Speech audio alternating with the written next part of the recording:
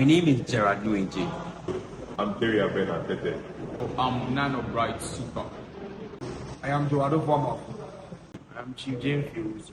They are representing on cash mapping and the cash mapping techniques. So before we can understand cache mapping, we need to understand what cache memory is. Cache memory, C-A-C-H-E, not C-A-S-H, as many people call it. Now, cache memory is a small high-speed RAM buffer located between the CPU and the main memory.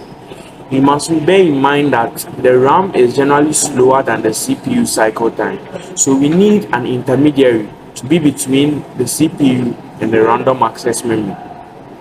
This is why we use the cache memory. There's an exchange of data between the CPU, the cache, and then the main memory. From the CPU to the cache, we call it word transfer, and between the cache memory and the main memory, it's called block transfer. An example of cache memory is the static RAM. What is cache mapping, one may ask? Cache mapping is the transfer of data from the main memory to the cache memory. There are different techniques of cache mapping. We have three techniques. The first one is fully associative cache mapping. The second one is direct mapping. The third is set associative mapping, which is all techniques for the cache mapping. Okay, so cache mapping can be likened, the idea of cache can be likened to at home. I can give a scenario in the house. In the house, you have a freezer which contains all your groceries. So these groceries, when you're in your bedroom and you need, let's say, just a drink, you need to go all the way to the fridge. But we can have an ice chest where you put some of the items into the ice chest and keep by your bedside, so you don't need to go all the way to the fridge when you need it. You can just access it from the ice chest. So this scenario I'm giving, the ice chest here is the cache, and then the fridge will be the random access memory. Now, cache mapping is the process of determining which data should be stored in the cache and where in the cache it should be stored. So, for instance, in this scenario, you'll be determining what items to put in the ice chest, whether you put your vegetables or the cook and then the apples. Cache hit ratio. It measures how effectively the cache fulfills the request for getting content. So the formula for cache hit ratio is the total number of hits all over the number of requirements of the CPU. So here, hit ratio is equal to total number of hits all over the total number of hits plus total number of misses. The misses here and the total number of hits can be given as one value. So I'll explain further in the example here. So the cache hit occurs when the data being accessed is found in a cache memory. So when the data is not in a cache memory, there is a cache miss. So this is a simple example for a cache hit ratio. If a program had 100 memory accesses and 80 of them were cache hits, find the cache hit ratio. So for this example, our cache hit ratio is equal to 80 out of 80 plus 20. Yeah, the 80 here is number of hits, and this 100 is being divided into its misses and the number of requirements by the CPU. So you solve for the cache hit ratio, get 80 out of 100 or 80%. So let's move on to the types of cache mapping. The first type that we'll be looking about, that I will be talking about, is the direct cache mapping. The second one is the full associative cache mapping, and then the third one is the set associative cache mapping. All right. So before we talk about the direct cache mapping, let's look at something. The cache memory is divided into segments, right? It's divided into segments that we call lines, and out of the the main memory is divided into segments that we call blocks or frames, right? So let's look at what we have here. Each block from the cache memory has only one possible place in the cache organization. Yeah, so it's just like me saying that the block in the cache memory is equivalent to one possible place in the cache memory. That's what we're saying. And this means that given any address, it is easy to identify the single entry in the cache where it can be stored. So the cache memory is relatively smaller than that of the main memory, and it's faster than that of the main memory as well, because it's just like the information on the main memory and that of the cache memory. The information is not moved onto the cache memory, no, but then it is just copied onto the cache memory. Yeah, so we have the information on the main memory and that of the cache memory. So it's just like a prototype kind of thing. Yeah, a prototype of the information on the cache memory. Yeah, and then when the processor fetches this information, in a case where it gets the information, there's a cache hit, and then when in a case where it cannot be able to locate the information, there's a cache miss. Yes. So let's take a practical view of direct mapping. So let's assume that I am information, and let's say that this whole classroom here is the CPU storage. Now I, as the information here, have been programmed to be at this specific spot. So anytime the CPU needs this information, it doesn't have to go to all the other segments. It just simply has to come to me. From our observation here, you can see that the advantage is that it's going to be very fast and it's going to be very efficient. But the disadvantage is a term we call conflict miss.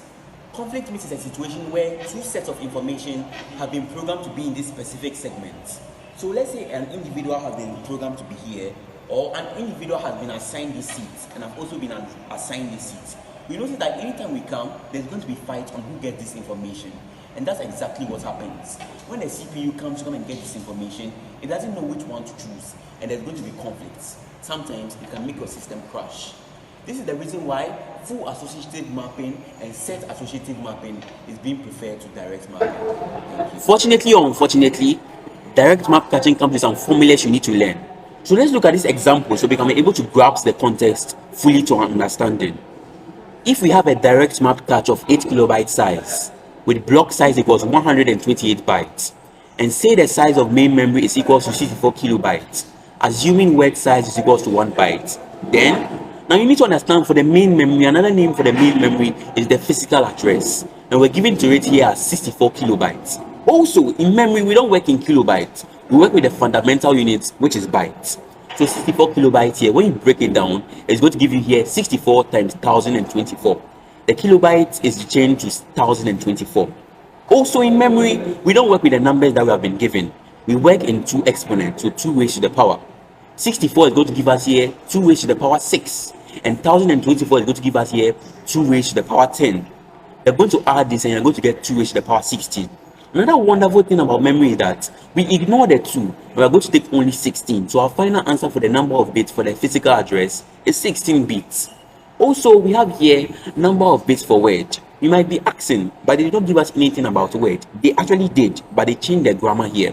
The word, another name for word here is the block size, and it was given to us here as 128 bytes. Again, 128 bytes is going to be changed to 2 raised to the power 7. We ignore the 2 and we take only the 7. So our final answer there is going to be 7 bits. Now the number of index bits.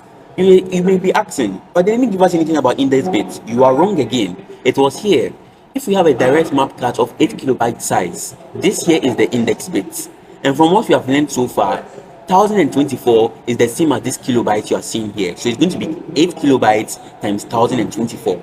And that's going to give us here 2 raised to the power 3 times 2 raised to the power 10. Again, we're going to use the laws of indices, and it's going to give us here 2 raised to the power 13. We ignore the 2, we're going to get 13. Now the formula you need to memorize is number of block bits is equal to the number of index bits minus the number of bits. So here it's going to be 13 minus 7. The index bits we got here, the index bit was 13, and for the number of bits here, the number of bits here was 7. So 13 minus 7 is 6 bits. I'm here to talk about fully associative mapping. Fully associative mapping, on the other hand, allows address to be stored in any entry of the cache. It's like having a free-for-all sitting arrangement in the class. As you can see on your screen, you have a very big class where the catches or the memory can be stored in any of the catches in the classroom, like as you can see on your screen. And it's more complex than the direct mapping, because with the direct mapping, it has a very specific location that it has to go to. But with the associative mapping, it has to go through all the current entries before it can, it can locate the catch that it wants to find. You understand? And this makes it very practical for smaller catches, whilst it becomes impractical for larger catches. So the main idea of fully associative mapping is that it stores the catches. It stores any address. It's able to store any address in any entry of a catch. For example, if we have a fully associative mapped cache of 8 kilobytes with a block size equal to 1 to 8 bytes, let's say the size of the main memory is 64 kilobytes. So assuming our word size is equal to 1 byte, then we start by finding the number of bits for the physical address that is equal to 64 kilobytes. Since we can't work in kilobytes, we convert the kilobytes into bits. 64 times 1024 bits will give us 16 bits here. So we move on to the next one, the number of bits in the block offset. That is 128 bytes in bits, which gives us 7 bits. For the number of tag bits, we subtract the number of bits in the block offset from the number of bits in the physical address. That is 16 minus 7 to get 9 bits for the number of tag bits. So to get the number of cache blocks, we divide the cache size by the block size, which gives us 8 times 1024 bytes divided by 128 bytes. These are 64. That's 2 raised to the power 6 blocks. Hello guys, I'm here to talk about set associative mapping. This mapping combines both direct and fully associative mapping. In this technique, the cache is divided into sets, and each set consists of ways. Sets are directly mapped, and within itself is fully associative. It's like having assigned seats within groups in a classroom. The number of ways is usually small. You understand? Making the set associative cache a practical solution that solves the problem of temporal locality, while not being too complex to be used in practice. Set associative mapping has the advantage of being able to store multiple addresses in one set while still being relatively simple and fast. Now we understand the theory part of two-set associative mapping. It's important that we understand the practical aspects. So let's take a look at this example here. If we have a two-set associative map cache of 8 kilobyte size with block size 128 bytes, and say the size of the main memory is equal to 64 kilobytes, assuming word size is equal to 1 byte, then so always remember that your kilobytes must always be converted into bytes. So for the first, I want to find the physical address, which is the main memory, and it was given to us here as 64 kilobytes. We are going to convert it to bytes, so it's going to be 64 times 1024. From our previous conversion, we know that 64 times 1024 is going to give us 2 to the power 6 times 2 to the power 10. And using the laws of indices, we are going to get 2 to the power 16. Now let's go to the next point here, the number of cache blocks. All these formulas are really important. Number of cache blocks is equal to the cache size over the block size. You may be asking yourself, did they give us cache size? They actually did, and the cache size was given to us here as 8 kilobytes. And the block size too was also given to us here as 128 bytes. So here is going to be 8 times 1024 all divided by 128 bytes. Remember that the 8 kilobyte is always going to be converted into bytes, so it's going to become 8 times 1024. Then we have here the number of main memory blocks. The number of main memory blocks is going to be equals to the main memory size all divided by the block size. The main memory size was given to us here as 64 kilobytes. So 64 times 1024 all divided by 128 is going to give us here 2 raised to the power 9 main memory blocks. And the last one they can actually ask you in two-set associative map cache is the number of sets of size 2. Why did I say size 2 here? It's actually important that if you see in this question, I said if we have a 2-set associative map catch. So because of that, that's what I'm saying here, number of size 2. And the formula is the number of catch blocks divided by L. And the L in this example is going to be 2 because I'm talking about a 2-way set associative mapping. So L is going to be equals to 2a to the power 6 all divided by 2, which is going to give us here 2a to the power 5 catch sets. Okay, so in summary, let's look at the differences between the various catch mappings. So the direct mapping, we see that it needs only one comparison because of using direct formula to get an effective catch address. With associative mapping, we need to compare all the tag bits. With a set mapping, with a set associative mapping, this needs comparisons equal to number of blocks per set, as the set can contain more than one blocks. Now we come to the fields in which they are divided. With direct mapping, the memory address is divided into 3 fields: block, word, and tag. With associative, it's divided into only 2 fields, tag and word. And then with set associative mapping, it's divided into 3 fields: tag, set, and word. Okay, now for the locations, there's only one possible location in the cache organization for each block from main memory because we have a fixed formula. That's for direct mapping. The mapping of the main memory can be done with any of the cache block. That's for associative mapping.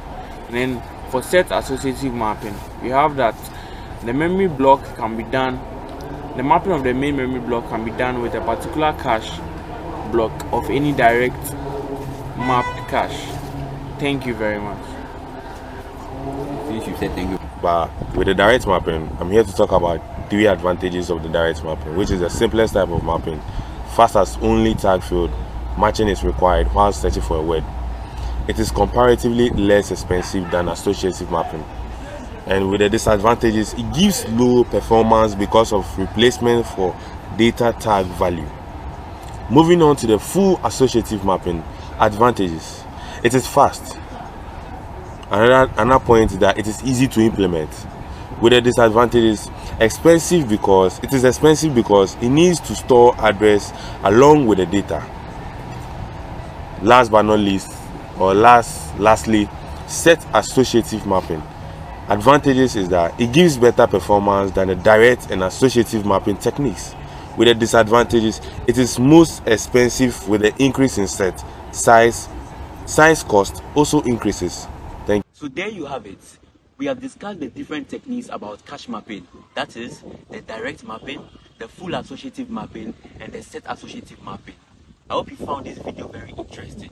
If you did, please hit the subscribe button as well as like and comment your favorite part of this video. Thank you very much for watching.